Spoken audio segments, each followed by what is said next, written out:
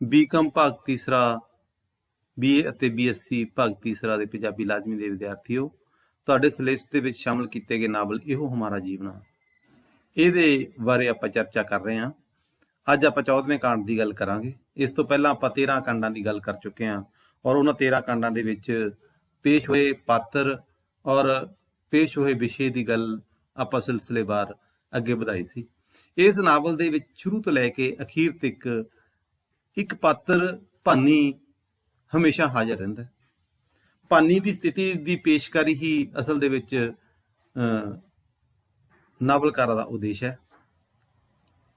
ਭਾਨੀ ਆਪਣੇ ਸਮਾਜ ਦੀਆਂ ਉਹਨਾਂ ਸਥਿਤੀਆਂ ਦਾ ਜ਼ਿਕਰ ਆਪਣੇ ਜੀਵਨ ਵੇਰਵੇ ਵਿੱਚ ਕਰਦੀ ਹੈ ਜਿਨ੍ਹਾਂ ਸਥਿਤੀਆਂ ਦੇ ਵਿੱਚ ਰਹਿੰਦੀ ਹੋਈ ਔਰਤ ਦੁਖਾਂਤ ਭੋਗ ਰਹੀ ਹੈ। ਅਸਲ ਦੇ ਵਿੱਚ ਭਾਨੀ ਹੀ ਇੱਕ ਅਜਿਹਾ ਪਾਤਰ ਹੈ ਜਿਸ ਦੁਆਰਾ ਨਾਵਲਕਾਰਾ ਆਪਣੇ ਵਿਸ਼ੇ ਨੂੰ ਔਰ ਆਪਣੇ ਜਿਹੜੇ ਉਦੇਸ਼ ਨੂੰ ਪੇਸ਼ ਕਰਦੀ ਹੈ ਪਾਠਕ ਵਰਗ ਦੇ ਅੱਗੇ। ਇਸ ਨਾਵਲ ਦੇ ਵਿੱਚ ਉਂਝ 4 ਪ੍ਰਮੁੱਖ ਔਰਤ ਪਾਤਰ ਸ਼ਾਮਲ ਹੋਏ ਹੈ। ਇਹਨਾਂ ਦੇ ਵਿੱਚ ਦੇਖੋ, ਭਾਨੀ ਮੁੱਖ ਪਾਤਰ ਹੈ, ਸੰਤੀ ਉਹਦੀ ਗੁਆਂਢਣ, ਬਚਨੀ ਉਹਦੀ ਗੁਆਂਢਣ ਅਤੇ ਦਿਆਲੂ ਉਸੇ ਪਿੰਡ ਦੀਆਂ ਹੋਰ ਔਰਤਾਂ ਨੇ ਜਿਹੜੀਆਂ ਇਸ ਨਾਵਲ ਦੇ ਵਿੱਚ ਅਸੀਂ ਦੇਖਦੇ ਹਾਂ ਪੇਸ਼ ਹੋਈਆਂ। ਔਰ ਇਸ ਤੋਂ ਇਲਾਵਾ ਭਾਗਵੰਤੀ ਅਖੀਰਲੇ ਕਾਂਡਾਂ ਦੇ ਵਿੱਚ ਉਹਦੀ ਸੌਂਕਣ ਹੈ ਜਿਹੜੀ ਉਹ ਨਾਵਲ ਦੇ ਵਿੱਚ ਪੇਸ਼ ਹੁੰਦੀ ਹੈ। ਇਸ ਤੋਂ ਇਲਾਵਾ ਇੱਕ ਉਹਦੀ ਜਿਹੜੀ ਨਣਦ ਹੈਗੀ ਹੈ ਕਰਤਾਰੀ, ਉਹ ਵੀ ਇਸ ਨਾਵਲ ਦੇ ਵਿੱਚ ਪ੍ਰਸਤੁਤ ਹੋਈ ਹੈ। ਗੱਲ ਇਹ ਹੈ ਕਿ ਇਸ ਨਾਵਲ ਵਿੱਚ ਹਰ ਇੱਕ ਔਰਤ ਆਪਣੀ ਸਥਿਤੀ ਨਾਲ ਲੜ ਰਹੀ ਹੈ। ਹਰ ਇੱਕ ਔਰਤ ਆਪਣੇ ਨਜ਼ਰੀਏ ਦੇ ਨਾਲ, ਆਪਣੇ ਸੋਚ ਦੇ ਅਨੁਸਾਰ ਪੇਸ਼ ਹੋਈਆਂ ਮਰਦ ਪ੍ਰਧਾਨ ਸਮਾਜਿਕ ਸਥਿਤੀਆਂ ਨੂੰ ਝੱਲ ਰਹੀਆਂ ਔਰ ਉਹਨਾਂ ਸਥਿਤੀਆਂ ਦਾ ਆਪਣੇ ਵਿਵੇਕ ਅਨੁਸਾਰ, ਆਪਣੀ ਬੁੱਧੀ ਅਨੁਸਾਰ ਮੁਕਾਬਲਾ ਕਰ ਰਹੀਆਂ। ਗੱਲ ਇਹ ਹੈ, ਹੁਣ ਦੇਖੋ, ਆਪਾਂ ਜਦੋਂ ਵੱਖ-ਵੱਖ ਪਾਤਰਾਂ ਦੇ ਪਾਤਰ ਚਿੱਤਰਨ ਦੀ ਗੱਲ ਕਰਾਂਗੇ, ਦੇਖਾਂਗੇ ਕਿ ਉਹ ਔਰਤਾਂ ਕਿਸ ਢੰਗ ਦੇ ਨਾਲ ਆਪਣੇ ਆਪ ਦੀ ਹੋਂਦ ਨੂੰ ਬਚਾਉਣ ਦੇ ਲਈ ਸੰਘਰਸ਼ ਕਰ ਰਹੀਆਂ। ਪਰ ਜਿਹੜੀ ਭਾਨੀ ਹੈ ਉਹ ਸਾਰੇ ਪਾਤਰਾਂ ਦੇ ਵਿੱਚੋਂ ਇੱਕ ਵੱਖਰੀ ਤਰ੍ਹਾਂ ਦਾ ਦੁਖਾਂਤ ਭੋਗਦੀ ਹੋਈ ਸਾਡੇ ਸਾਹਮਣੇ ਪੇਸ਼ ਹੁੰਦੀ ਹੈ। ਉਹ ਇੱਕ ਪਿੰਡ ਤੋਂ ਦੂਸਰੇ ਪਿੰਡ ਤੱਕ ਜਾਂਦੀ ਹੈ। ਜਿਹੜੀ ਉਹਦੀ ਇਹ ਸਥਾਨ ਤਬਦੀਲੀ ਹੈ ਉਹ ਜਾਂ ਤਾਂ ਵਿਆਹ ਦੇ ਕਾਰਨ ਹੁੰਦੀ ਹੈ ਜਾਂ ਉਸ ਦੇ ਪਰਸਨਲ ਜਾਂ ਨਿੱਜੀ ਫੈਸਲਿਆਂ ਕਾਰਨ ਹੁੰਦੀ ਹੈ। ਅਸੀਂ ਸ਼ੁਰੂ ਦੇ ਵਿੱਚ ਦੇਖਦੇ ਹਾਂ ਕਿ ਜਦੋਂ ਉਹ ਆਪਣਾ ਪਿੰਡ ਭੜੀ ਕੇ ਕੋਟਲੇ ਤੋਂ ਮੋਰਾਂ ਵਾਲੀ ਵਿਆਹੀ ਜਾਂਦੀ ਹੈ, ਹਾਲਾਂਕਿ ਜਿਹੜਾ ਉਹਦਾ ਵਿਆਹ ਹੈਗਾ ਮੁੱਲ ਦਾ ਵਿਆਹ ਹੈ। ਇਹ ਆਪਾਂ ਪਹਿਲਾਂ ਇਹਦੇ ਬਾਰੇ ਜ਼ਿਕਰ ਕਰ ਚੁੱਕੇ ਹਾਂ। ਮੁੱਲ ਦਾ ਵਿਆਹ ਉਹ ਹੁੰਦਾ ਜਿਹਦੇ ਵਿੱਚ ਜਿਹੜੀ ਕੁੜੀ ਦਾ ਪਰਿਵਾਰ ਜਾਂ ਉਹਦਾ ਪਿਓ ਆਪਣੀਆਂ ਆਰਥਿਕ ਲੋੜਾਂ ਪੂਰੀਆਂ ਕਰਨ ਦੀ ਖਾਤਰ ਪੈਸੇ ਲੈ ਕੇ ਸੰਬੰਧਿਤ ਧਿਰ ਨੂੰ ਇੱਕ ਤਰ੍ਹਾਂ ਦੇ ਨਾਲ ਆਪਣੀ ਧੀ ਵੇਚ ਦਿੰਦਾ ਹੈ। ਹੁਣ ਪਹਿਲਾ ਜਿਹੜਾ ਉਹਦੀ ਪ੍ਰਵਾਸ ਸੀਗੀ ਘਰ ਤੋਂ ਦੂਸਰੇ ਘਰ ਤੱਕ, ਉਹ ਸੀਗੀ ਪਿੰਡ ਭੜੀ ਕੇ ਕੋਟਲੇ ਆਪਣੇ ਪਿਓ ਦੇ ਘਰ ਤੋਂ ਪਿੰਡ ਮੋਰਾਂ ਵਾਲੀ ਸਰਬਨ ਦੇ ਘਰ ਤੱਕ ਦੀ। ਹੁਣ ਜਿਹੜੀ ਉਹਦੀ ਇਹ ਪ੍ਰਵਾਸ ਹੈ ਨਾ, ਇਸ ਦੇ ਵਿੱਚ ਬੇਸ਼ੱਕ ਇੱਕ ਮੁੱਲ ਹੋਇਆ ਸੀ ਉਹਦਾ, ਇੱਕ ਪਸ਼ੂ ਦੀ ਤਰ੍ਹਾਂ ਉਹਨੂੰ ਖਰੀਦਿਆ ਤੇ ਵੇਚਿਆ ਗਿਆ ਸੀ, ਪਰ ਫਿਰ ਵੀ ਉਹ ਮੋਰਾਂ ਵਾਲੀ ਜਾ ਕੇ ਸਰਬਨ ਦੇ ਘਰ ਸੁਖੀ ਜੀਵਨ ਭੋਗਦੀ ਹੈ। ਇਹਦਾ ਕਾਰਨ ਕੀ ਸੀਗਾ? ਇਹਦਾ ਕਾਰਨ ਇੱਕ ਪਾਸੇ ਤਾਂ ਇਹ ਸੀਗਾ ਕਿ ਭਾਨੀ ਇੱਕ ਸਚਿਆਰੀ ਔਰਤ ਸੀਗੀ। ਉਹਨੂੰ ਉਹ ਸਾਰੇ ਕੰਮ ਆਉਂਦੇ ਸੀ ਜਿਹੜੇ ਕੰਮ ਇੱਕ ਪਰਿਵਾਰ ਦੇ ਵਿੱਚ ਇੱਕ ਔਰਤ ਕਰ ਸਕਦੀ ਹੈ। ਪਰ ਇਸ ਪਰਿਵਾਰ ਦੇ ਵਿੱਚ ਜਾ ਕੇ ਸਮੱਸਿਆ ਕਿੱਥੇ ਪੈਦਾ ਹੋਈ? ਕਿਉਂਕਿ ਉਹਨੇ ਸਮਝੌਤਾ ਨਹੀਂ ਕੀਤਾ। ਔਰ ਨਾਵਲਕਾਰਾ ਦਲੀਪ ਕੌਰ ਟਿਵਾਣਾ ਦੀ ਇਹੋ ਹੀ ਵਿਸ਼ੇਸ਼ਤਾ ਹੈ ਕਿ ਉਸ ਦੀਆਂ ਜਿਹੜੀਆਂ ਕੇਂਦਰੀ ਪਾਤਰ ਹੈ ਨਾ, ਉਹ ਸਮਾਜ ਦੇ ਵਿੱਚ ਗਲਤ ਸਮਝੌਤੇ ਨਹੀਂ ਕਰਦੀਆਂ। ਜਦੋਂ ਜੇਕਰ ਉਹ ਉਸ ਜਗ੍ਹਾ ਦੇ ਉੱਪਰ ਜਾ ਕੇ ਸਰਵਨ ਦੇ ਪਰਿਵਾਰ ਦੇ ਵਿੱਚ ਜਿਹੜੇ ਉਹਦੇ ਦੂਸਰੇ ਭਰਾ ਸੀ, 3-4 ਹੋਰ ਭਰਾ ਸੀਗੇ, ਉਹ ਉਹਦੇ ਵੱਲ ਮੈਲੀ ਅੱਖ ਰੱਖਦੇ ਹੈ ਤੇ ਉਹਨਾਂ ਨੂੰ ਸਵੀਕਾਰ ਕਰ ਲੈਂਦੀ ਤਾਂ ਸ਼ਾਇਦ ਉਹ ਉੱਥੋਂ ਉੱਜੜਨ ਤੋਂ ਬਚ ਜਾਂਦੀ। ਪਰ ਕਿਉਂਕਿ ਉਹ ਆਪਣੇ ਹੋਂਦ ਨਾਲ ਲੜ ਰਹੀ ਹੈ, ਆਪਣੀਆਂ ਸਥਿਤੀਆਂ ਦੇ ਅਨੁਸਾਰ ਪੇਸ਼ ਹੋ ਰਹੀ ਹੈ ਔਰ ਆਪਣੇ ਇੱਜ਼ਤ ਦੇ ਨਾਲ ਸਮਝੌਤਾ ਨਹੀਂ ਕਰਦੀ, ਇੱਕ ਅਜਿਹੇ ਸਥਿਤੀ ਦਾ ਸਾਹਮਣਾ ਕਰਦੀ ਹੈ ਜਿਹੜੀ ਬੇਸ਼ੱਕ ਉਹਨੂੰ ਦਿਖਾਂਤ ਵੱਲ ਧੱਕ ਦਿੰਦੀ ਹੈ। ਸਰਬਨ ਦੇ ਭਰਾ ਸਰਬਨ ਨੂੰ ਜਦੋਂ ਕਿਸੇ ਨਾ ਕਿਸੇ ਰੂਪ ਦੇ ਵਿੱਚ ਇਹ ਗੱਲ ਕਹਿੰਦੇ ਆ ਕਿ ਇਹ ਸਾਰੀ ਜਿਹੜੀ ਚੀਜ਼ ਹੈਗੀ ਹੈ, ਜਾਂ ਜੋ ਸਾਰਾ ਅਸੀਂ ਘਰ ਦੇ ਵਿੱਚ ਰਹਿੰਦੇ ਆ, ਤੇ ਘਰ ਦੇ ਵਿੱਚ ਜਿਹੜਾ ਬਾਕੀ ਚੀਜ਼ਾਂ ਦਾ ਜਿਹੜਾ ਮਾਲਕੀ ਹੈਗੀ ਹੈ ਸਾਰਿਆਂ ਦੀ ਸਾਂਝੀ ਹੈ, ਤੇ ਇਸੇ ਤਰ੍ਹਾਂ ਦੇ ਨਾਲ ਜਿਹੜੇ ਵਿਆਹ ਕੇ ਲਿਆਂਦੀ ਹੋਈ ਇੱਕ ਔਰਤ ਹੈਗੀ ਆ ਉਹਦੀ ਮਾਲਕੀ ਵੀ ਸਾਰਿਆਂ ਦੀ ਹੈ। ਤਾਂ ਸਰਬਨ ਇਸ ਗੱਲੋਂ ਦੁਖੀ ਹੁੰਦਾ ਜਾਂ ਇਸ ਗੱਲੋਂ ਇਹਦਾ ਵਿਰੋਧ ਕਰਦਾ, ਔਰ ਉਹ ਭਾਨੀ ਨੂੰ ਲੈ ਕੇ ਪਰਿਵਾਰ ਤੋਂ ਅਲੱਗ ਹੋ ਜਾਂਦਾ। ਬਾਅਦ ਦੇ ਵਿੱਚ ਖੇਤ ਦੇ ਵਿੱਚ ਪਾਣੀ ਦੀ ਬਾਰੀ ਦੇ ਉੱਪਰ ਭਾਨੀ ਦੇ ਜਿਹੜੇ ਦਿਓਰ ਤੇ ਜੇਠ ਹੁੰਦੇ ਹੈਗੇ ਆ, ਉਹ ਸਰਬਨ ਨੂੰ ਮਾਰ ਦਿੰਦੇ ਆ। ਸਰਬਨ ਦੇ ਭਰਾ ਹੀ ਉਸ ਨੂੰ ਮਾਰ ਦਿੰਦੇ ਆ, ਸੱਟਾਂ ਮਾਰਦੇ, ਬਾਅਦ ਵਿੱਚ ਉਹ ਸੱਟਾਂ ਦੀ ਤਾਪ ਨਾ ਝੱਲਦਾ ਹੋਇਆ ਮਾਰਿਆ ਜਾਂਦਾ। ਹੁਣ ਉਸ ਤੋਂ ਬਾਅਦ ਦੂਸਰੀ ਸਥਿਤੀ ਜਿਹੜੀ ਭਾਨੀ ਅੱਗੇ ਆਉਂਦੀ ਹੈ ਕਿ ਪੰਚਾਇਤ ਚਾਹੁੰਦੀ ਹੈ ਕਿ ਭਾਨੀ ਨੂੰ ਉਸੇ ਪਿੰਡ ਹੀ ਰੱਖਿਆ ਜਾਵੇ। ਉਹਦੇ ਜਿਹੜੇ ਦੂਸਰੇ ਭਰਾ ਹੈਗੇ ਆ ਉਹਨਾਂ ਦੇ ਵਿੱਚੋਂ ਕਿਸੇ ਇੱਕ ਦੇ ਨਾਲ ਭਾਨੀ ਵਿਆਹ ਕਰਵਾ ਲੇ, ਪਰ ਭਾਨੀ ਇਸ ਗੱਲੋਂ ਮੁਨਕਰ ਹੋ ਜਾਂਦੀ ਹੈ। ਉਹ ਵਾਪਸ ਆਪਣੇ ਪਿੰਡ ਆ ਜਾਂਦੀ ਹੈ, ਆਪਣੇ ਫਾਦਰ ਕੋਲੇ, ਆਪਣੇ ਪਿਤਾ ਕੋਲੇ ਆ ਜਾਂਦੀ ਹੈ। ਹੁਣ ਉਹਦਾ ਪਿਤਾ ਬਜ਼ੁਰਗ ਹੈ। ਭਾਨੀ ਦੀਆਂ ਗੱਲਾਂ ਬਾਤਾਂ ਤੋਂ ਇਹ ਗੱਲ ਯਾਰ ਹੁੰਦੀ ਹੈ ਕਿ ਉਹ ਭਾਨੀ ਨੂੰ ਦੂਸਰੇ ਥਾਂ ਤੇ ਤੋਰਨਾ ਚਾਹੁੰਦਾ ਹੈ। ਹੁਣ ਦੂਸਰੇ ਥਾਂ ਤੇ ਤੋਰਨਾ ਵਿਦਿਆਰਥੀ ਉਹ ਇੱਕ ਸਧਾਰਨ ਘਟਨਾ ਹੈ, ਪਰ ਉੱਥੇ ਦੂਸਰੇ ਥਾਂ ਵੀ ਉਹ ਪੈਸੇ ਲੈ ਕੇ ਭੇਜਣਾ ਚਾਹੁੰਦਾ, ਉਹਦਾ ਵਿਆਹ ਫੇਰ ਕਰਨਾ ਚਾਹੁੰਦਾ, ਪਰ ਪੈਸੇ ਲੈ ਕੇ। ਭਾਨੀ ਨੂੰ ਇਹ ਗੱਲ ਚੰਗੀ ਨਹੀਂ ਲੱਗਦੀ। ਹੁਣ ਪਹਿਲੀ ਸਥਿਤੀ ਦੇ ਵਿੱਚ ਭਾਨੀ ਕਿਉਂ ਮੰਨ ਜਾਂਦੀ? ਉਹਦਾ ਕਾਰਨ ਇਹ ਸੀਗਾ ਕਿ ਉਹਦਾ ਭਰਾ ਬਿਮਾਰ ਸੀਗਾ ਤੇ ਉਹਨੂੰ ਲੱਗਦਾ ਕਿ ਪਰਿਵਾਰ ਨੂੰ ਪੈਸੇ ਦੀ ਲੋੜ ਹੈ। ਜਿਵੇਂ ਪਰਿਵਾਰ ਦੀਆਂ ਬਾਕੀ ਸਾਰੀਆਂ ਵਸਤਾਂ ਵਿਕ ਜਾਂਦੀਆਂ ਤੇ ਭਾਨੀ ਵੀ ਵਿਕਣ ਦੇ ਲਈ ਤਿਆਰ ਹੋ ਜਾਂਦੀ ਹੈ। ਪਹਿਲੀ ਸਥਿਤੀ ਦੇ ਵਿੱਚ ਤਾਂ ਉਹ ਇਸ ਚੀਜ਼ ਨੂੰ ਸਵੀਕਾਰ ਕਰ ਲੈਂਦੀ ਹੈ, ਪਰ ਦੂਸਰੀ ਸਥਿਤੀ ਦੇ ਵਿੱਚ ਜਦੋਂ ਉਸ ਨੂੰ ਇਸ ਸਥਿਤੀ ਦੇ ਵਿੱਚੋਂ ਗੁਜ਼ਾਰਿਆ ਜਾਂਦਾ ਤਾਂ ਉਹ ਇਸ ਚੀਜ਼ ਲਈ ਤਿਆਰ ਨਹੀਂ ਹੁੰਦੀ ਤੇ ਉਹ ਆਪਣੇ ਆਪ ਨੂੰ ਦੀ ਆਤਮ ਹੱਤਿਆ ਕਰਨਾ ਚਾਹੁੰਦੀ ਹੈ। ਆਤਮ ਹੱਤਿਆ ਹੁਣ ਜਿੰਨੀ ਕੁ ਉਹਦਾ ਵਿਵੇਕ ਸੀਗਾ, ਜਿੰਨਾ ਕੁ ਉਹਦੀ ਸੋਚ ਸੀਗੀ, ਉਹ ਪਿੰਡ ਦੇ ਵਿੱਚ ਨਹੀਂ ਕਰ ਸਕਦੀ ਰਹਿ ਕੇ, ਤੇ ਉਹ ਘਰ ਤੋਂ ਦੂਰ ਗੰਗਾ ਨਹਾਉਣ ਜਾਂਦੀ ਹੈ। ਤੇ ਗੰਗਾ ਨਹਾਉਣ ਜਾਂਦੀ ਹੋਈ ਉਹਨੂੰ ਖਿਆਲ ਆਉਂਦਾ ਕਿ ਗੰਗਾ ਦੇ ਵਿੱਚ ਡੁੱਬ ਕੇ ਹੀ ਮਰ ਜੂਗੀ, ਉਹ ਇਸ ਦੁਨੀਆ ਤੋਂ ਚਲੀ ਜਾਊਗੀ। ਸ਼ਾਇਦ ਉਹ ਗੰਗਾ 'ਚ ਡੁੱਬ ਕੇ ਮਰ ਕੇ ਉਹ ਸਰਬਨ ਨੂੰ ਪ੍ਰਾਪਤ ਕਰ ਸਕਦੀ ਹੈ, ਵਾਪਸ ਅਗਲੇ ਜਹਾਨ ਦੇ ਵਿੱਚ ਜਾਊਗੀ। ਇਹ ਉਹਦੀ ਮਨ ਦੀ ਸੋਚ ਹੈ, ਕਿਉਂਕਿ ਜਿੰਨੀ ਕੁ ਉਹਦੀ ਅਨਪੜ੍ਹ ਔਰਤ ਹੈਗੀ ਹੈ, ਜਿੰਨੀ ਕੁ ਉਹਦੀ ਸੋਚ ਹੈ ਉਹਦੇ ਮੁਤਾਬਕ ਉਹਨੂੰ ਲੱਗਦਾ ਇਹ ਚੀਜ਼। ਪਰ ਉੱਥੇ ਆਪਾਂ ਦੇਖਿਆ ਸੀ ਨਾਵਲ ਦੇ ਵਿੱਚ ਕਿ ਜਦੋਂ ਗੰਗਾ 'ਚ ਡੁੱਬਣ ਦੀ ਕੋਸ਼ਿਸ਼ ਕਰਦੇ ਤਾਂ ਨਾਰਾਇਣ ਨੂੰ ਆਪਣੇ ਪਿੰਡ ਲੈ ਆਉਂਦੇ। ਹੁਣ ਨਾਰਾਇਣ ਦੇ ਪਿੰਡ ਆ ਕੇ ਵੀ ਨਾ ਉਹ ਇੱਕ ਵਾਰੀ ਸੈਟਲ ਹੋ ਜਾਂਦੀ ਹੈ ਪਰਿਵਾਰ ਦੇ ਵਿੱਚ। ਪਰਿਵਾਰ ਤਾਂ ਨਾਰਾਇਣ ਦਾ ਹੈ ਨਹੀਂ, ਇਕੱਲਾ ਹੀ ਨਾਰਾਇਣ ਹੁੰਦਾ। ਪਿੰਡ ਦੇ ਵਿੱਚ ਇੱਜ਼ਤ ਪਾ ਲੈਂਦੀ ਹੈ ਥੋੜੀ ਬਹੁਤਾ ਉਹਨੂੰ ਮਾਣ ਸਨਮਾਨ ਮਿਲ ਜਾਂਦਾ ਹੈ, ਕਿਉਂਕਿ ਇੱਕ ਤਾਂ ਭਾਨੀ ਕੋਈ ਸਮਝੌਤਾ ਨਹੀਂ ਕਰਦੀ। ਬੇਸ਼ੱਕ ਜਾਗਰ ਵਰਗੇ ਜਿਹੜੇ ਨਾਰਾਇਣ ਦੇ ਦੋਸਤ ਹੈਗੇ ਆ ਉਹਦੇ ਵੱਲ ਮੈਲੀ ਅੱਖ ਰੱਖਦੇ ਆ, ਪਰ ਉਹ ਉਹਨਾਂ ਨੂੰ ਕਿਸੇ ਵੀ ਹਾਲਤ ਦੇ ਵਿੱਚ ਇਹ ਚੀਜ਼ ਦੀ ਇਜਾਜ਼ਤ ਨਹੀਂ ਦਿੰਦੀ, ਇੱਕ ਸੀਮਾ ਤੋਂ ਪਾਰ ਨਹੀਂ ਹੋਣ ਦਿੰਦੀ ਉਹਨਾਂ ਨੂੰ। ਇਸ ਕਰਕੇ ਦੂਸਰਾ, ਨਾਰਾਇਣ ਦੇ ਘਰ ਦੀ ਹਾਲਤ ਨੂੰ ਉਹ ਬਿਹਤਰ ਬਣਾ ਦਿੰਦੀ ਹੈ, ਉਹਨੂੰ ਬਿਲਕੁਲ ਹੀ ਵੱਖਰਾ ਤਰ੍ਹਾਂ ਦਾ ਬਣਾ ਦਿੰਦੀ ਹੈ। ਵੱਖਰੀ ਤਰ੍ਹਾਂ ਦਾ ਕਿਸ ਤਰ੍ਹਾਂ? ਨਾਰਾਇਣ ਅਮਲੀ ਬੰਦਾ ਸੀਗਾ, ਘੋਰੀ ਬੰਦਾ ਸੀਗਾ, ਤੇ ਉਹਦੇ ਕੋਲ ਜਿੰਨੀ ਕੁ ਜ਼ਮੀਨ ਸੀਗੀ ਉਹ ਠੇਕੇ ਤੇ ਲੈ ਛੱਡਦਾ ਸੀ, ਦੇ ਛੱਡਦਾ ਸੀ, ਜਾਂ ਗਹਿਣੇ ਕਰਤੀ ਸੀ ਉਹਨੇ। ਹੌਲੀ ਹੌਲੀ ਭਾਨੀ ਨੇ ਇੱਕ ਸਿਸਟਮ ਅਪਣਾਇਆ। ਉਹ ਸਾਰੇ ਜਿਹੜੀ ਉਹਦੀ ਆਮਦਨ ਸੀ ਉਹਨੂੰ ਲੈ ਦੇ ਵਿੱਚ ਲੈ ਕੇ ਆਈ, ਉਹਨੂੰ ਸਾਂਭਣਾ ਸ਼ੁਰੂ ਕੀਤਾ, ਤੇ ਜਿਹੜੀ ਗਹਿਣੇ ਪਈ ਜ਼ਮੀਨ ਸੀ ਹੌਲੀ ਹੌਲੀ ਛਡਾਉਣੀ ਸ਼ੁਰੂ ਕਰ ਦਿੱਤੀ, ਤੇ ਜ਼ਮੀਨ ਦਾ ਹਿਸਾਬ ਕਿਤਾਬ ਰੱਖਣ ਲੱਗ ਪਈ ਵੀ ਕਿੰਨੀ ਕੁ ਆਮਦਨ ਆਉਂਦੀ ਹੈ, ਕਿੰਨੀ ਕੁ ਉਹਦੇ ਚੋਂ ਖਰਚ ਹੈਗਾ। ਉਹ ਸਾਰਾ ਕੱਢ ਕੇ ਉਹ ਜ਼ਮੀਨ ਛਡਾਉਣ ਦੇ ਵਿੱਚ ਵੀ ਕਾਫੀ ਹੱਦ ਤੱਕ ਕਾਮਯਾਬ ਹੋ ਜਾਂਦੀ ਹੈ। ਹੁਣ ਸਮੱਸਿਆ ਅੱਗੇ ਇਹ ਪੈਦਾ ਹੁੰਦੀ ਹੈ ਕਿ ਸਾਰੇ ਚਾਹੁੰਦੇ ਕਿ ਭਾਨੀ ਦੇ ਘਰ ਬੱਚਾ ਪੈਦਾ ਹੋਵੇ, ਪਰ ਭਾਨੀ ਦੇ ਘਰ ਬੱਚਾ ਨਹੀਂ ਪੈਦਾ ਹੁੰਦਾ। ਹੁਣ ਨਾਰਾਇਣ ਦੀ ਸਥਿਤੀ ਪਿੰਡ ਦੇ ਵਿੱਚ ਤੇ ਰਿਸ਼ਤੇਦਾਰੀਆਂ ਦੇ ਵਿੱਚ ਬਿਹਤਰ ਦਿਖਣ ਲੱਗ ਜਾਂਦੀ ਹੈ, ਤੇ ਸਾਰੇ ਚਾਹੁੰਦੇ ਆ ਕਿ ਨਾਰਾਇਣ ਸਮਾਜ ਦੇ ਵਿੱਚ, ਆਪਣੇ ਕੁਣਬੇ ਦੇ ਵਿੱਚ, ਆਪਣੇ ਭਾਈਚਾਰੇ ਦੇ ਵਿੱਚ ਇੱਕ ਪਰਿਵਾਰ ਨੂੰ ਅੱਗੇ ਵਧਾ ਕੇ ਵਿਚਰਨ ਵਾਲਾ ਇਨਸਾਨ ਬਣ ਜਾਵੇ। ਤੇ ਇਸੇ ਲਈ ਜਿਹੜਾ ਜਦੋਂ ਕਰਤਾਰੀ ਦੀ ਕੁੜੀ ਦਾ ਮੈਰਿਜ ਹੁੰਦੀ ਹੈ, ਕਰਤਾਰੀ ਦੀ ਕੁੜੀ ਦਾ ਵਿਆਹ ਹੁੰਦਾ, ਉੱਥੇ ਕਰਤਾਰੀ ਦਾ ਜਿਹੜਾ ਜੇਠ ਹੈਗਾ ਉਹਦਾ ਅੱਗੇ ਰਿਸ਼ਤੇਦਾਰ ਹਰੀਆ ਉਹ ਆਉਂਦਾ ਹੈ, ਤੇ ਉਹ ਆ ਕੇ ਨਾਰਾਇਣ ਨੂੰ ਦਾ ਰਿਸ਼ਤਾ ਜਿਹੜਾ ਉਹ ਪੱਕਾ ਕਰਦਾ ਹੈ, ਗਿਟਮਿਟ ਕਰਦਾ ਉਹਦੇ ਨਾਲ। ਭਾਨੀ ਨੂੰ ਚੀਜ਼ ਦਾ ਪਤਾ ਨਹੀਂ ਲੱਗਦਾ, ਬਾਅਦ ਵਿੱਚ ਭਾਨੀ ਨੂੰ ਸੰਤੀ ਤੋਂ ਚੀਜ਼ ਦਾ ਪਤਾ ਲੱਗਦਾ ਹੈ।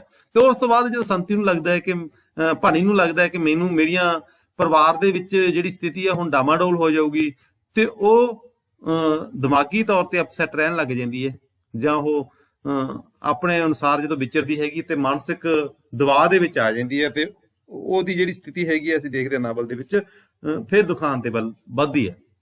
ਹੁਣ ਅੱਜ ਦਾ ਜਿਹੜਾ ਕਾਂਡ ਹੈਗਾ ਨਾ, ਇਸ ਕਾਂਡ ਦੇ ਵਿੱਚ ਅਸੀਂ ਦੇਖਦੇ ਹਾਂ ਕਿ ਭਾਨੀ ਨੂੰ ਇੱਕ ਵਾਰੀ ਫੇਰ ਅਗਲੇ ਥਾਂ ਦੇ ਉੱਪਰ ਭੇਜਣ ਦੀ ਤਿਆਰੀ ਹੈ, ਇੱਕ ਨਵੇਂ ਪਰਿਵਾਰ ਦੇ ਵਿੱਚ ਭੇਜਣ ਦੀ ਤਿਆਰੀ ਹੈ।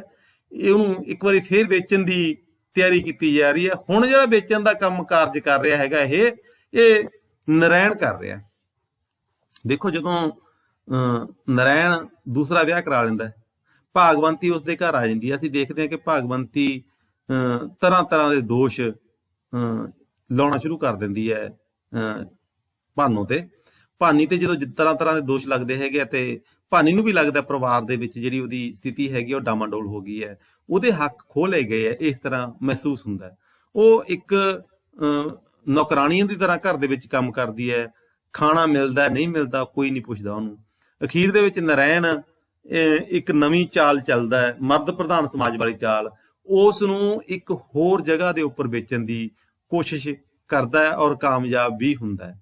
ਹੁਣ ਜਿਹੜੀ ਅਗਲਾ ਸਥਿਤੀ ਹੈਗੀ ਹੈ, ਉਹ ਸਥਿਤੀ ਇਹ ਹੈਗੀ ਹੈ ਕਿ ਉਹਨਾਂ ਦੇ ਪਿੰਡ ਦੇ ਨੇੜੇ ਇੱਕ ਚੌਂਦਾ ਪਿੰਡ ਹੈਗਾ, ਚੌਂਦੇ ਪਿੰਡ ਦਾ ਫੱਤਾ, ਉਹਦੇ ਨਾਲ ਗੱਲਬਾਤ ਕਰਦਾ ਨਰੈਣ ਅਤੇ ਉਹਦੇ ਘਰ ਉਹਨੂੰ ਭੇਜ ਦਿੰਦਾ। ਪਿਛਲੇ ਕਾਂਡ ਦੇ ਵਿੱਚ ਅਸੀਂ ਦੇਖਦੇ ਹਾਂ। ਹੁਣ ਉਹਦੇ ਘਰ ਦੇ ਵਿੱਚ ਜਦੋਂ ਉਹ ਜਾਂਦੀ ਹੈਗੀ ਹੈ, ਕਿਸ ਢੰਗ ਦੇ ਨਾਲ ਉਹਨੂੰ ਭੇਜਦਾ। ਇਹ ਵੀ ਹੋ ਸਕਦਾ ਹੈ ਕਿ ਉਹਨੇ ਪੈਸੇ ਲੈਤੇ ਹੋਣ ਨਰੈਣ ਨੇ, ਨਰੈਣ ਉਹਨੂੰ ਪੈਸੇ ਲੈ ਕੇ ਅਗਲੇ ਪਰਿਵਾਰ ਦੇ ਵਿੱਚ ਤੋਰ ਦਿੰਦਾ। ਫੱਤਾ ਲੋੜਵੰਦ ਹੈ, ਉਹਦੇ ਘਰ ਨੂੰ ਸ਼ਿਫਟ ਕਰ ਦਿੰਦਾ। ਹੁਣ ਇਹ ਸਾਰੀਆਂ ਸਥਿਤੀਆਂ ਨਾ, ਅਜਿਹੀਆਂ ਸਥਿਤੀਆਂ ਨਾਵਲ ਦੇ ਵਿੱਚ ਕਿ ਜਿਹੜੀਆਂ ਭਾਨੀ ਦੇ ਦੁਖਾਂਤ ਦਾ ਸਿਖਰ ਉਪਜਾ ਜਾਂਦੀ ਹੈ। ਤੇ ਲਾਸਟ ਦਾ ਜਿਹੜਾ ਚੈਪਟਰ ਹੈਗਾ ਇਹਦੇ ਵਿੱਚ ਭਾਨੀ ਦੇ ਜਿਹੜਾ ਸਥਿਤੀ ਹੈਗੀ ਹੈ ਸਮਾਜ ਦੇ ਵਿੱਚ, ਨਾਵਲ ਦੇ ਵਿੱਚ, ਬੜੀ ਹੀ ਤਰਸਯੋਗ ਹੋ ਜਾਂਦੀ ਹੈ, ਬੜੀ ਦੁਖਾਂਤਕ ਹੋ ਜਾਂਦੀ ਹੈ। ਔਰ ਇਹ ਭਾਨੀ ਦਾ ਸਿੱਧਾ ਸਿੱਧਾ ਦੁਖਾਂਤ ਦਾ ਸਿਖਰ ਕਿਹਾ ਜਾ ਸਕਦਾ। ਆਪਾਂ ਹੁਣ ਪੜ੍ਹ ਕੇ ਦੇਖਦੇ ਨਾਵਲ ਦੇ ਵਿੱਚ, ਪੜ੍ਹ ਕੇ ਉਦੋਂ ਪਤਾ ਲੱਗ ਜੂ ਤੁਹਾਨੂੰ। ਦਿਨ ਛਿਪ ਗਿਆ, ਰਾਤ ਆ ਗਈ, ਰਾਤ ਲੰਘ ਗਈ, ਤੜਕਾ ਹੋ ਗਿਆ। ਇਹ ਤਾਂ ਇੱਕ ਸਿਸਟਮ ਹੈ ਸਾਡੇ ਸਮਾਜ ਦੇ ਵਿੱਚ। ਸਾਡੀਆਂ ਰੁੱਤਾਂ, ਸਾਡੇ ਦਿਨ, ਸਾਡਾ ਟਾਈਮ ਕਿਸ ਤਰ੍ਹਾਂ ਲੰਘ ਰਿਹਾ ਹੈ। ਜ਼ਿੰਦਗੀ ਵੀ ਇਸੇ ਤਰ੍ਹਾਂ ਹੀ ਲੰਘ ਰਹੀ ਹੈ, ਕਿਤੇ ਦਿਨ ਹੋ ਗਿਆ, ਕਿਤੇ ਰਾਤ ਹੋ ਗਈ। ਇਸੇ ਤਰ੍ਹਾਂ ਨਾਲ ਹੌਲੀ ਹੌਲੀ ਜ਼ਿੰਦਗੀ ਅੱਗੇ ਲੰਘ ਰਹੀ ਹੈ। ਭਾਨੀ ਦੀ ਜ਼ਿੰਦਗੀ ਵੀ ਆਮ ਲੋਕਾਂ ਦੀ ਜ਼ਿੰਦਗੀ ਦੀ ਤਰ੍ਹਾਂ ਲੰਘ ਰਹੀ ਹੈ। ਭਾਨੋ ਨੂੰ ਸਮਝ ਨਹੀਂ ਸੀ ਆ ਰਹੀ, ਉਹ ਸੁੱਤੀ ਹੋਈ ਹੈ ਕਿ ਜਾਗਦੀ ਹੈ। ਹੁਣ ਪਰਿਵਾਰ ਦੇ ਵਿੱਚ, ਨਰੈਣ ਦੇ ਪਰਿਵਾਰ ਦੇ ਵਿੱਚ ਅਖੀਰਲਾ ਦਿਨ ਆ ਉਹਦਾ ਅੱਜ, ਤੇ ਉਹ ਮਾਨਸਿਕ ਤੌਰ ਦੇ ਉੱਪਰ ਸੁਚੇਤ ਨਹੀਂ ਹੈਗੀ। ਉਹ ਜਿਸ ਤਰ੍ਹਾਂ ਕਹਿੰਦੇ ਹੁੰਦੇ ਨਾ, ਥੋੜੇ ਜਿਹੇ ਦਿਮਾਗੀ ਬੋਝ ਵਾਲੇ ਲੋਕ ਵਿਵਹਾਰ ਕਰ ਰਹੇ ਆ, ਉਸ ਤਰ੍ਹਾਂ ਦਾ ਵਿਵਹਾਰ ਉਹਦੇ ਹਰਕਤਾਂ ਤੋਂ ਲੱਗਦਾ। ਨਾਵਲਕਾਰਾ ਕਹਿੰਦੀ ਹੈ ਵੀ ਸਮਝ ਨਹੀਂ ਲੱਗ ਰਹੀ ਸੀ ਕਿ ਉਹ ਸੁੱਤੀ ਹੈ ਕਿ ਜਾਗਦੀ ਹੈ। ਗੋਹਾ ਕੂੜਾ ਕਰਨ ਲਈ ਵੀ ਅੱਜ ਉਹ ਹੇਠਾਂ ਨਾ ਉਤਰੀ, ਨਾ ਹੀ ਭਾਗਵੰਤੀ ਨੇ ਉਸਨੂੰ ਇਸ ਲਈ ਹਾਕ ਮਾਰੀ। ਦੇਖੋ, ਹੁਣ ਉਹਦੀ ਸਥਿਤੀ ਇਹ ਹੋ ਗਈ ਸੀਗੀ ਕਿ ਭਾਨੀ ਤੋਂ ਸਾਰੇ ਕੰਮ, ਭਾਨੀ ਤੋਂ ਉਹ ਭਾਗਵੰਤੀ ਸਾਰੇ ਕੰਮ ਕਰਾਉਂਦੀ ਹੈ। ਗੋਹਾ ਕੂੜਾ ਵੀ ਕਰਾਉਂਦੀ ਸੀ, ਚੁੱਲ੍ਹੇ ਚੌਕੇ ਦਾ ਕੰਮ ਵੀ ਕਰਾਉਂਦੀ ਸੀ, ਹੋਰ ਸਾਫ਼ ਸਫਾਈਆਂ ਦਾ ਕੰਮ ਵੀ ਕਰਾਉਂਦੀ ਸੀ। ਪਰ ਅੱਜ ਭਾਗਵੰਤੀ ਨੇ ਉਸਨੂੰ ਹਾਕ ਨਹੀਂ ਮਾਰੀ। ਕਾਰਨ ਕੀ ਸੀਗਾ ਕਿ ਭਾਗਵੰਤੀ ਨੂੰ ਵੀ ਪਤਾ ਸੀਗਾ ਕਿ ਇਹਦੀ ਅਖੀਰਲਾ ਦਿਨ ਹੈ ਇਸ ਘਰ ਦੇ ਵਿੱਚ, ਅਖੀਰਲਾ ਰਾਤ ਹੈ ਇਸ ਘਰ ਦੇ ਵਿੱਚ, ਅਖੀਰਲਾ ਸਮਾਂ ਇਸ ਘਰ ਦੇ ਵਿੱਚ। ਅਗਲਾ ਪੜਾਅ ਤਾਂ ਉਹਦਾ ਚੌਦੇ ਪਿੰਡ ਹੋਊਗਾ। ਚੌਂਦਾ ਪਿੰਡ ਜਿਹੜਾ ਫੱਤੇ ਦਾ ਪਿੰਡ ਹੈ, ਫੱਤੇ ਦੇ ਨਾਲ ਉਹਨੂੰ ਤੋੜ ਦਿੱਤਾ ਜਾਊਗਾ। ਇੱਕ ਵਾਰੀ ਤਾਂ ਉਸਨੂੰ ਸਾਰਾ ਘਰ ਹਿਲਦਾ ਜਿਹਾ ਪ੍ਰਤੀਤ ਹੋਇਆ, ਜਿਵੇਂ ਭੁਚਾਲ ਆ ਗਿਆ ਹੋਵੇ। ਫਿਰ ਉਸਨੂੰ ਲੱਗਿਆ ਨਹੀਂ, ਉਸਨੂੰ ਆਪ ਨੂੰ ਹੀ ਅੰਧਾਲੀ ਜਿਹੀ ਆ ਗਈ ਹੈ, ਅੰਧਾਲੀ ਹੁੰਦਾ ਚੱਕਰ ਜਾ ਆ ਗਿਆ, ਏਦਾਂ ਉਹਨੂੰ ਆਪਣੇ ਆਪ ਹੀ ਲੱਗਿਆ। ਉਸਦੇ ਦੇਖਦਿਆਂ ਦੇਖਦਿਆਂ ਬਿੱਲੀ ਨੇ ਅਲਮਾਰੀ ਉੱਤੇ ਛਾਲ ਮਾਰੀ ਤੇ ਚਿੜੀ ਨੂੰ ਮਰੋੜ ਕੇ ਮੂੰਹ ਵਿੱਚ ਲੈ ਕੇ ਬਾਹਰ ਨੱਸ ਗਈ। ਇਹੀ ਨਾਵਲਕਾਰਾ ਦੀ ਇੱਕ ਵਿਸ਼ੇਸ਼ਤਾ ਵਿਦਿਆਰਥੀਓ। ਹੁਣ ਇਸ ਘਰ ਦੇ ਵਿੱਚੋਂ ਨਿਕਲ ਰਹੀ ਹੈ ਭਾਨੀ, ਪ੍ਰਤੀਕਾਤਮਿਕ ਰੂਪ ਦੇ ਵਿੱਚ। ਉਸ ਦੀ ਸਥਿਤੀ ਉਹ ਚਿੜੀ ਵਰਗੀ ਹੈ। ਬਿੱਲੀ ਨੇ ਅਲਮਾਰੀ ਤੇ ਛਾਲ ਮਾਰੀ, ਉੱਥੇ ਚਿੜੀ ਦਾ ਆਲਣਾ ਬਣਿਆ ਹੋਇਆ ਸੀਗਾ, ਉਹਦੇ ਵਿੱਚੋਂ ਬਿੱਲੀ ਨੇ ਉਹਨੂੰ ਫੜਿਆ ਤੇ ਮਰੋੜ ਕੇ ਮੂੰਹ ਦੇ ਵਿੱਚ ਲੈ ਕੇ ਭੱਜ ਗਈ। ਬਿੱਲੀ ਨੂੰ ਸ਼ਿਸ਼ਕੇਰਨ ਦੀ ਅੱਜ ਜਿਵੇਂ ਉਸ ਦੇ ਵਿੱਚ ਹਿੰਮਤ ਨਹੀਂ ਸੀ। ਭਾਨੀ ਦੀ ਸਥਿਤੀ ਵੀ ਉਸ ਚਿੜੀ ਵਰਗੀ ਹੈ, ਔਰ ਉਸ ਚਿੜੀ ਦੀ ਤਰ੍ਹਾਂ ਉਹਨੂੰ ਸਮਾਜ ਦੇ ਵਿੱਚ ਇੱਕ ਜਗ੍ਹਾ ਤੋਂ ਦੂਸਰੀ ਜਗ੍ਹਾ ਤੇ ਜਾਣਾ ਪੈਂਦਾ ਹੈ। ਤੇ ਚਿੜੀ ਤੇ ਔਰਤ ਦੇ ਵਿੱਚ ਜਿਹੜਾ ਕੋਈ ਅੰਤਰ ਨਹੀਂ। ਉਸੇ ਤਰ੍ਹਾਂ ਦੇ ਨਾਲ ਹੀ ਇਹ ਦੂਸਰਿਆਂ ਦੇ ਉੱਪਰ ਨਿਰਭਰ ਹੈ। ਭਾਨੀ ਦੀ ਸਥਿਤੀ ਤਾਂ ਬਿਲਕੁਲ ਹੀ ਹੈ ਕਿ ਦੂਸਰੇ ਲੋਕਾਂ ਦੇ ਉੱਪਰ ਉਹਦਾ ਜੀਵਨ ਟਿਕਿਆ ਹੋਇਆ ਹੈ, ਉਹਦੀ ਕਿਸਮਤ ਟਿਕੀ ਹੋਈ ਹੈ। ਉਹਦੀ ਕਿਸਮਤ ਦਾ ਨਿਰਧਾਰਨ ਦੂਸਰੇ ਲੋਕ ਕਰ ਰਹੇ ਆ ਤੇ ਇੱਥੇ ਉਹਦੀ ਕਿਸਮਤ ਦਾ ਨਿਰਧਾਰਨ ਨਰੈਣ ਕਰ ਰਿਹਾ ਹੈ। ਆਪਾਂ ਪਿਛਲੇ ਚੈਪਟਰਾਂ 'ਚ ਵੀ ਗੱਲ ਕੀਤੀ ਸੀਗੀ ਕਿ ਭਾਨੀ ਦੇ ਪਿੱਛੇ ਕੋਈ ਵੀ ਅਜਿਹਾ ਮਰਦ ਨਹੀਂ ਸੀ ਜਿਹੜਾ ਭਰਾ ਦੇ ਰੂਪ ਦੇ ਵਿੱਚ ਜਾਂ ਪਿਓ ਦੇ ਰੂਪ ਦੇ ਜਾਂ ਪੁੱਤ ਦੇ ਰੂਪ ਦੇ ਵਿੱਚ ਉਹਦੀ ਰੱਖਿਆ ਕਰ ਸਕਦਾ ਹੋਵੇ। ਜੇਕਰ ਅਜਿਹਾ ਹੁੰਦਾ ਤਾਂ ਸ਼ਾਇਦ ਨਾਰਾਇਣ ਇਸ ਗੱਲ ਲਈ ਸਹਿਮਤ ਨਾ ਹੁੰਦਾ ਜਾਂ ਇਸ ਗੱਲ ਲਈ ਤਿਆਰ ਨਾ ਹੁੰਦਾ ਕਿ ਉਹਨੂੰ ਘਰ ਤੋਂ ਕੱਢ ਦਿੱਤਾ ਜਾਵੇ ਭਾਗਵੰਤੀ ਲਈ। ਭਾਨੋ ਚਾਹ ਪੀ ਲੈ, ਹੇਠਾਂ ਤੋਂ ਭਾਗਵੰਤੀ ਨੇ ਹਾਕ ਮਾਰੀ। ਭਾਨੋ ਹੌਲੀ ਹੌਲੀ ਪੌੜੀ ਉਤਰੀ। ਉਦੋਂ ਸੁਦੀ ਦਾ ਦੁੱਧ ਪਾ ਕੇ ਚਾਹ ਨਾਲ ਇੱਕ ਪਰੌਂਠਾ ਜਿਸ ਉੱਤੇ ਮੱਖਣੀ ਧਰੀ ਹੋਈ ਸੀ ਭਾਗਵੰਤੀ ਉਸਦੇ ਅੱਗੇ ਰੱਖ ਗਈ। ਹੁਣ ਅਖੀਰਲੇ ਇੱਕ ਤਰ੍ਹਾਂ ਲੱਗਦਾ ਜਿਵੇਂ ਮਹਿਮਾਨ ਹੁੰਦੀ ਹੈ ਇਸ ਘਰ ਦੇ ਵਿੱਚ, ਉਹਨੂੰ ਦੁੱਧ ਪੱਤੀ ਪਾ ਕੇ, ਦੁੱਧ ਦੇ ਵਿੱਚ ਅੱਧੇ ਪਾਣੀ ਅੱਧਾ ਦੁੱਧ ਦੇ ਵਿੱਚ ਚਾਹ ਪੱਤੀ ਪਾ ਕੇ ਔਰ ਇੱਕ ਪਰੌਂਠਾ ਬਣਾ ਕੇ ਉੱਤੇ ਮੱਖਣੀ ਰੱਖ ਕੇ ਭਾਗਵੰਤੀ ਨੂੰ ਦੇ ਦਿੱਤੀ ਗਈ ਕਿ ਇਹ ਖਾ ਲੈ ਤੂੰ। ਭਾਨੋ ਨੇ 2 ਘੁੱਟਾਂ ਚਾਹ ਦੀਆਂ ਪੀਤੀਆਂ। ਰੋਟੀ ਦੀ ਤਾਂ ਬੁਰਕੀ ਕਿਹੜਾ ਅੱਜ ਉਸਦੇ ਲੰਘਦੀ ਸੀ। ਅੱਧਾ ਕੁ ਗਲਾਸ ਪੀ ਕੇ ਚਾਹ ਵੀ ਉਸਨੇ ਕੁੱਤੇ ਅੱਗੇ ਰੱਖ ਦਿੱਤੀ। ਅੱਧਾ ਕੁ ਗਲਾਸ ਪੀਤਾ ਉਹਨੇ ਚਾਹ ਦਾ ਤੇ ਉਹਨੂੰ ਚੰਗੀ ਨਾ ਲੱਗੀ, ਉਹਨੇ ਕੁੱਤੇ ਨੂੰ ਪਾ ਦਿੱਤਾ। ਕੁਝ ਪਲ ਉਹ ਚੁੱਪ ਕੀਤੀ, ਕੰਮ ਕਰਦੀ ਫਿਰ ਰਹੀ, ਭਾਗਵੰਤੀ ਵੱਲ ਦੇਖਦੀ ਰਹੀ। ਦੇਖੋ ਆਹ ਹੈ ਸਥਿਤੀ ਅਸਲ ਦੇ ਵਿੱਚ, ਦੁਖਾਂਤਕ ਸਥਿਤੀ। ਕਿਸੇ ਟਾਈਮ ਉਹ ਇਸ ਘਰ ਦੇ ਵਿੱਚ ਮਾਲਕ ਦੀ ਸਥਿਤੀ ਦੇ ਵਿੱਚ ਸੀ ਤੇ ਜਿਸ ਢੰਗ ਦੇ ਨਾਲ ਭਾਗਵੰਤੀ ਇਸ ਘਰ ਦੇ ਵਿੱਚ ਵਿਚਰ ਰਹੀ ਹੈ, ਇਸ ਤਰ੍ਹਾਂ ਦੇ ਨਾਲ ਉਹ ਖੁਸ਼ੀ-ਖੁਸ਼ੀ ਵਿਚਰ ਰਹੀ ਹੁੰਦੀ ਸੀ। ਪਿਛਲੇ ਦੁਖਾਂਤ ਨੂੰ ਭੁੱਲ ਚੁੱਕੀ ਸੀ ਉਹ। ਆਪਣੇ ਪਤੀ, ਆਪਣੇ ਫਾਦਰ, ਬੇਸ਼ੱਕ ਉਹਨਾਂ ਨੂੰ ਯਾਦ ਕਰਦੀ ਹੈ ਬਾਰ-ਬਾਰ ਉਹ, ਪਰ ਫਿਰ ਵੀ ਉਹਨਾਂ ਨੂੰ ਭੁੱਲ ਚੁੱਕੀ ਸੀਗੀ। ਇੱਕ ਵਾਰੀ ਆ ਕੇ ਉਹ ਨਾਰਾਇਣ ਦੇ ਘਰ ਪੱਕੇ ਤੌਰ ਦੇ ਉੱਪਰ ਸਥਿਤੀਆਂ ਨੂੰ ਝੇਲਦੀ ਹੋਈ ਉਹਨਾਂ ਸਥਿਤੀਆਂ ਦੇ ਵਿੱਚ ਆਪਣੇ ਆਪ ਨੂੰ ਸੈੱਟ ਕਰ ਲੈਂਦੀ ਹੈ, ਆਪਣੇ ਆਪ ਨੂੰ ਢਾਲ ਲੈਂਦੀ ਹੈ। ਪਰ ਜਦੋਂ ਭਾਗਵੰਤੀ ਉਸ ਘਰ ਦੇ ਵਿੱਚ ਆ ਜਾਂਦੀ ਹੈ ਤਾਂ ਉਹਦੀ ਸਥਿਤੀ ਫਿਰ ਉੱਥੋਂ ਉਖੜ ਜਾਂਦੀ ਹੈ। ਇਹ ਉਖੜੀ ਹੋਈ ਸਥਿਤੀ ਹੀ ਹੈ ਜਦੋਂ ਦੇਖਦੀ ਹੈ ਭਾਗਵੰਤੀ ਨੂੰ ਕੰਮ ਕਰਦੀ ਨੂੰ, ਉਹਦਾ ਇੱਕ ਹੌਂਕਾ ਜਿਹਾ ਨਿਕਲ ਜਾਂਦਾ ਹੈ। ਹਾਲ ਹੈ ਭਾਗਵੰਤੀ ਛਾਪ ਮੇਰੇ ਤਾਂ ਮੋਕਲੀ ਹੋ ਗਈ। ਹੁਣ ਇਹ ਛਾਪ ਉਹ ਸੀਗੀ ਜਦੋਂ ਭਾਨੀ ਦੇ ਭਾਗਵੰਤੀ ਦੇ ਬੇਟਾ ਹੋਇਆ ਸੀਗਾ ਤੇ ਨਾਰਾਇਣ ਨੇ ਉਹਨੂੰ ਬਣਾ ਕੇ ਦਿੱਤੀ ਸੀ। ਭਾਨੋ ਨੇ ਉਸਨੂੰ ਛਾਪ ਫੜਾਉਂਦਿਆਂ ਕਿਹਾ, ਤੂੰ ਪਾਈ ਰੱਖਦੀ, ਚੰਗਾ ਫੇਰ ਤੇਰੀ ਇਮਾਨਤ ਹੈ, ਜਦੋਂ ਮਰਜ਼ੀ ਆ ਕੇ ਲੈ ਜੀ। ਉਹਨੇ ਛਾਪ ਉਹ ਫੜ ਲਈ, ਕਹਿੰਦੀ ਕੋਈ ਗੱਲ ਨਹੀਂ, ਜਦੋਂ ਮਰਜ਼ੀ ਤੇਰੀ ਇਮਾਨਤ ਹੈ, ਜਦੋਂ ਆ ਕੇ ਫਿਰ ਫੜ ਕੇ ਲੈ ਜੀ। ਮੁੜ ਕੇ ਫੜਾਉਣ ਵਾਲਾ ਕੀ ਨੇ, ਬੱਚੇ ਵਿਦਿਆਰਥੀ, ਉਹ ਤੁਹਾਨੂੰ ਪਤਾ ਹੀ ਹੈ ਕਿਉਂਕਿ ਇਹ ਉਹਦੀ ਦੁਖਾਂਤ ਬਿਲਕੁਲ ਸਿਖਰ ਵੱਲ ਜਾ ਰਿਹਾ। ਆਖਦਿਆਂ ਭਾਗਵੰਤੀ ਨੇ ਛਾਪ ਲੀਰ ਦੇ ਲੜ ਬੰਨ੍ਹ ਕੇ ਸੰਦੂਕ ਵਿੱਚ ਰੱਖ ਦਿੱਤੀ। ਦੁਪਹਿਰੇ ਜਿਹੇ ਫੱਤਾ ਆ ਗਿਆ। ਹੁਣ ਫੱਤਾ ਉਹੀ ਹੈ ਜਿਹਦੇ ਨਾਲ ਭਾਨੀ ਨੂੰ ਤੋਰਨਾ ਹੈ। ਜਿਵੇਂ ਇੱਕ ਪਸ਼ੂ ਨੂੰ ਤੁਰਿਆ ਜਾ ਰਿਹਾ ਨਾ ਵਿਦਿਆਰਥੀ, ਇਸੇ ਤਰ੍ਹਾਂ ਨਾਲ ਹੀ ਭਾਨੀ ਦਾ ਅਗਲਾ ਪੜਾਅ ਇੱਥੇ ਸ਼ੁਰੂ ਹੋਊਗਾ। ਅਸੀਂ ਖੂਹ ਤੇ ਚੱਲਦੇ ਹਾਂ, ਤੂੰ ਭਾਨੋ ਆ ਜੀ, ਆਖ ਨਾਰਾਇਣ ਅਮਲੀ ਫੱਤੇ ਨੂੰ ਲੈ ਕੇ ਨਾਲ ਲੈ ਕੇ ਤੁਰ ਗਿਆ। ਅਮਲੀ ਨਾਰਾਇਣ ਆ ਜਿਹੜਾ ਫੱਤੇ ਨੂੰ ਲੈ ਕੇ ਤੁਰ ਗਿਆ ਔਰ ਫੱਤਾ ਨੂੰ ਉਸ ਖੇਤ ਵਾਲੇ ਖੂਹ ਤੇ ਲੈ ਗਿਆ ਕਿ ਉੱਥੋਂ ਹੀ ਭਾਨੀ ਨੂੰ ਉਹਦੇ ਨਾਲ ਤੋਰ ਦਿੱਤਾ ਜਾਊਗਾ। ਭਾਨੋ ਸਾਣ ਮਾਰਿਆਂ ਵਾਂਗ ਬੈਠੀ ਰਹੀ। ਇਹ ਹੈ ਦੁਖਾਂਤ ਸਿਰਾ ਬਿਲਕੁਲ। ਭਾਨੋ ਨੂੰ ਪਤਾ ਨਹੀਂ ਲੱਗ ਰਿਹਾ ਸੀ ਮੈਂ ਕਰਾਂ ਕੀ ਨਾ ਕਰਾਂ। ਭਾਗਵੰਤੀ ਨੇ 1-2 ਵਾਰੀ ਕੰਮ ਛੱਡ ਕੇ ਉਸ ਵੱਲ ਦੇਖਿਆ। ਇੱਕ ਔਰਤ ਦਾ ਦਰਦ ਸਮਝ ਸਕਦੀ ਹੈ, ਪਰ ਭਾਗਵੰਤੀ ਨੇ ਵੀ ਇਸ ਦੁਖਾਂਤ ਨੂੰ ਪੈਦਾ ਕਰਨ ਦੇ ਵਿੱਚ ਵੱਡਾ ਰੋਲ ਅਦਾ ਕੀਤਾ ਸੀ ਤੇ ਉਹ ਦੇਖ ਰਹੀ ਹੈ ਉਹਦੇ ਵੱਲ। ਨਾਲ ਨੂੰ ਰੋਟੀ ਲਾ ਦਿਆਂ, ਉਸਨੇ ਭਾਨੋ ਨੂੰ ਪੁੱਛਿਆ, ਕਹਿੰਦੇ ਵੀ ਹੁਣ ਤੂੰ ਜਾਏਂਗੀ, ਤੇਰੇ ਲਈ ਰੋਟੀ ਲਾ ਕੇ ਦੇ ਦਿਆਂ? ਨਹੀਂ, ਆਖ ਭਾਨੋ ਉੱਠ ਕੇ ਬਾਹਰ ਚਲੀ ਗਈ। ਫਿਰ ਅੰਦਰ ਮੁੜ ਆਈ। ਬਿਨਾਂ ਹੀ ਕੰਮ ਤੋਂ ਉਹ 2-3 ਵਾਰੀ ਅੰਦਰ ਗਈ, 2-3 ਵਾਰੀ ਬਾਹਰ ਆਈ। ਕੁਛ ਚਾਹੀਦਾ? ਭਾਗਵੰਤੀ ਨੇ ਪੁੱਛਿਆ। ਨਹੀਂ। ਫਿਰ ਉਹ ਉਡੀਕਦੇ ਹੋਣਗੇ ਭਲੇ ਮਾਨਸ ਬੈਠੇ। ਦੇਖੋ ਵਿਦਿਆਰਥੀਓ, ਕਿੱਡੀ ਵੱਡੀ ਇਸ ਸਥਿਤੀ ਨੂੰ ਨਾਵਲਕਾਰਾਂ ਨੇ ਇੱਕੋ ਵਾਕ ਦੇ ਵਿੱਚ ਪਰੋ ਦਿੱਤਾ। ਇੱਕ ਔਰਤ ਉਹਨਾਂ ਲੋਕਾਂ ਨੂੰ ਭਲੇ ਮਾਨਸ ਕਹਿ ਰਹੀ ਹੈ ਜਿਹੜੇ ਲੋਕ ਭਾਨੀ ਅਤੇ ਉਸ ਵਰਗੀਆਂ ਹੋਰ ਅਨੇਕਾਂ ਔਰਤਾਂ ਦੇ ਲਈ ਦੁਖਾਂਤਕ ਸਥਿਤੀਆਂ ਸਿਰਜਦੇ ਆ, ਉਹਨਾਂ ਨੂੰ ਭਲੇ ਮਾਨਸ ਕਹਿ ਰਹੀ ਹੈ ਦੂਸਰੀ ਔਰਤ। ਭਲੇ ਮਾਨਸ ਇਸ ਕਰਕੇ ਕਿਉਂਕਿ ਉਹਦਾ ਘਰ ਦੀ ਉਹ ਪੂਰੇ ਤੌਰ ਤੇ ਮਾਲਕ ਬਣ ਜਾਊਗੀ ਭਾਗਵੰਤੀ ਜਦੋਂ ਭਾਨੀ ਇਸ ਘਰ ਨੂੰ ਛੱਡ ਜਾਊਗੀ। ਭਾਨੀ ਦੇ ਹੱਕਾਂ ਦੇ ਉੱਪਰ ਚੰਗੀ ਤਰ੍ਹਾਂ ਕਾਬਜ ਹੋ ਜਾਊਗੀ ਭਾਗਵੰਤੀ ਜਦੋਂ ਭਾਨੀ ਇਹ ਘਰ ਛੱਡ ਜਾਊਗੀ। ਤੇ ਭਾਗਵੰਤੀ ਦੀਆਂ ਨਜ਼ਰਾਂ ਦੇ ਵਿੱਚ ਨਾਰਾਇਣ ਅਤੇ ਫੱਤਾ ਦੋਨੇ ਭਲੇਵਾਨ ਆਦਮੀ ਹੈ, ਜਦ ਕਿ ਸਮੁੱਚੀ ਔਰਤ ਵਰਗ ਦੇ ਲਈ ਇਹ ਇਨਸਾਨ ਔਰਤ ਦੇ ਲਈ ਸਥਿਤੀਆਂ ਅਜਿਹੀਆਂ ਸਿਰਜ ਦਿੰਦੇ ਹੈ ਜਿਸ ਅਨੁਸਾਰ ਔਰਤ ਇੱਕ ਪਸ਼ੂ ਦੀ ਤਰ੍ਹਾਂ ਵਿਚਰਦੀ ਹੈ, ਔਰ ਇੱਕ ਕਿੱਲੇ ਤੋਂ ਖੋਲ ਕੇ ਦੂਸਰੇ ਕਿੱਲੇ ਤੇ ਜਿਸ ਤਰ੍ਹਾਂ ਮੱਝ ਬੰਨ੍ਹ ਦਿੱਤੀ ਜਾਂਦੀ ਹੈ, ਉਸੇ ਤਰ੍ਹਾਂ ਨਾਲ ਔਰਤ ਨੂੰ ਇੱਕ ਘਰ ਤੋਂ ਦੂਸਰੇ ਘਰ ਸ਼ਿਫਟ ਕਰ ਦਿੱਤਾ ਜਾਂਦਾ ਹੈ। ਇਹੋ ਹੀ ਔਰਤ ਦਾ ਦੁਖਾਂਤ ਹੈ।